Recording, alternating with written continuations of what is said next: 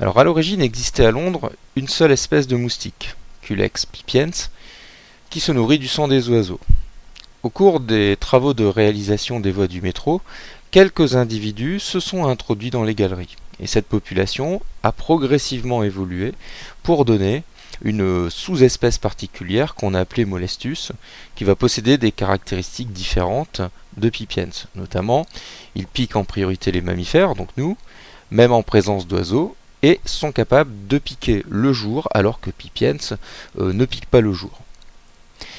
On a constaté également que ces deux populations présentent des différences génétiques importantes et qu'aujourd'hui, ces deux populations de moustiques ne sont plus capables de se reproduire avec les moustiques de surface.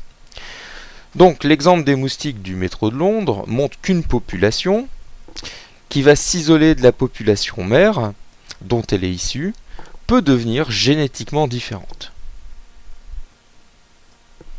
Ce qui nous amène à la problématique suivante: quels mécanismes vont être responsables de la diversité du vivant et surtout quels mécanismes vont être responsables de l'apparition de nouvelles espèces.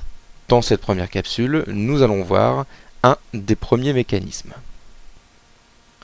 Alors, petite précision quant à la définition tout d'abord de l'espèce. Donc l'espèce, c'est un ensemble d'individus qui peuvent se reproduire entre eux dans des conditions naturelles et dont la descendance va être fertile et viable.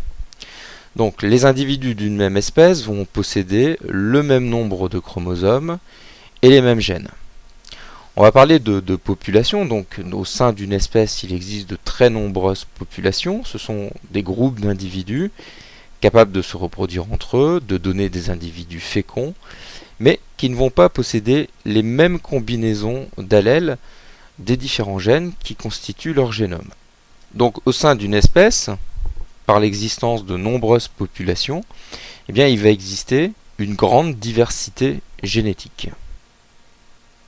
Prenons juste un exemple de la diversité de la fréquence des allèles au niveau des populations humaines.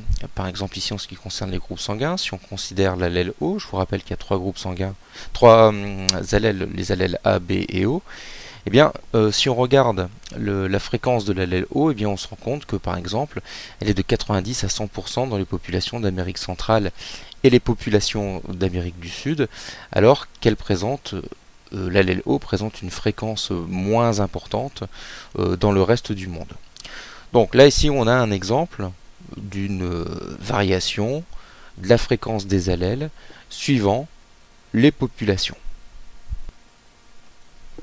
Alors dans une population, il peut y avoir de nombreux allèles. Par exemple pour les groupes sanguins A, B, O. Mais un individu, lui, ne peut en posséder que deux. Dans l'exemple que nous prenons ici, donc un gène et deux allèles qu'on va appeler l'allèle vert et l'allèle rouge.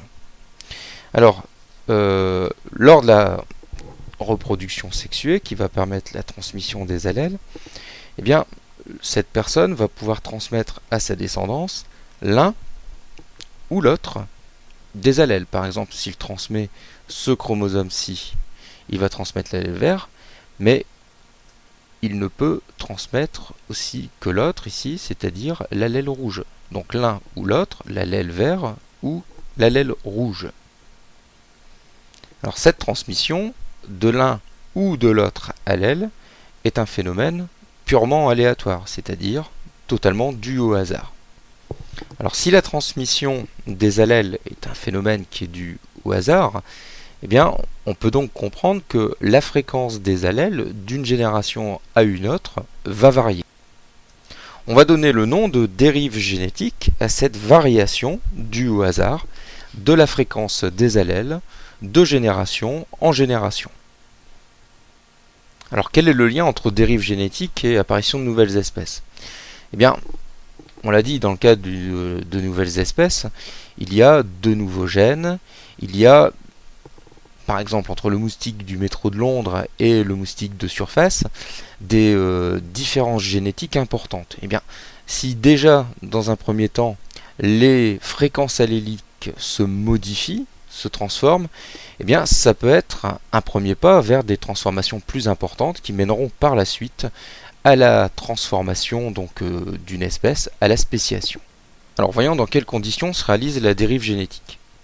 Alors Deux conditions. La première, il faut que les allèles qui soient soumis à cette dérive génétique ne soient pas sous l'emprise de la sélection naturelle, c'est-à-dire qu'ils ne confèrent pas un avantage particulier ou un désavantage à l'individu qui les porte. Donc ces allèles, on va les appeler des allèles neutres. On est sûr que toutes les modifications observées seront dues à un effet du hasard, et non pas à un effet de pression sélective. La deuxième condition, eh bien, pour que les populations évoluent, pour que la fréquence des allèles puisse évoluer d'une manière indépendante, il faut que les populations soient séparées. Donc il va y avoir un certain isolement des populations, comme dans le cas du métro de Londres, où le moustique de surface s'est retrouvé finalement séparé des autres moustiques de surface quand il s'est retrouvé dans le métro, par exemple.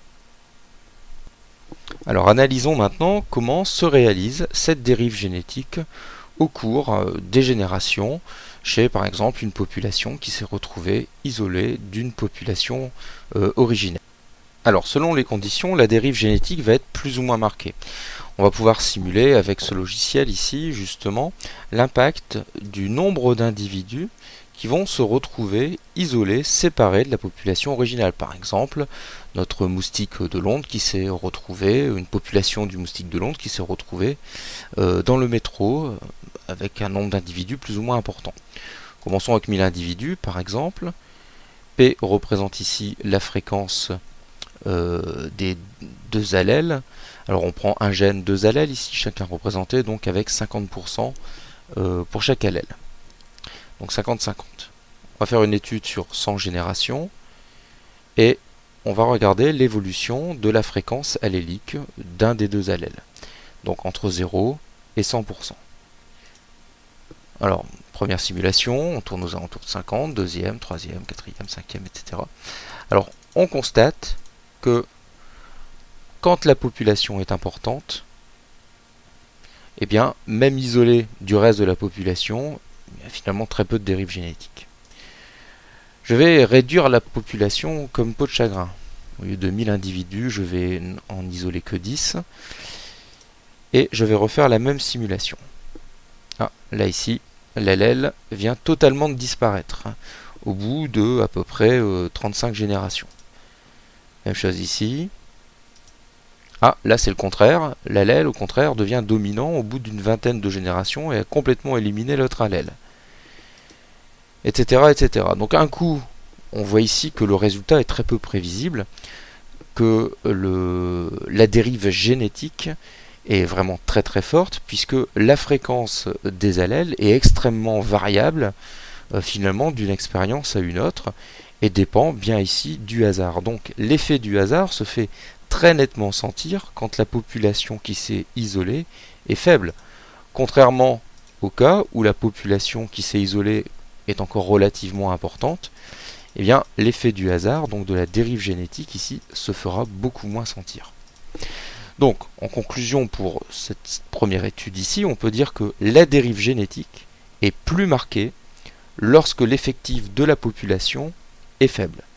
Et surtout, on peut rajouter quelque chose, quand l'effectif de la population est faible, eh bien, elle appauvrit souvent génétiquement cette population au sein de laquelle certains allèles peuvent disparaître. Ici, par exemple, disparition d'un des deux allèles, et même chose dans ces deux expériences ici, disparition d'un des deux autres allèles.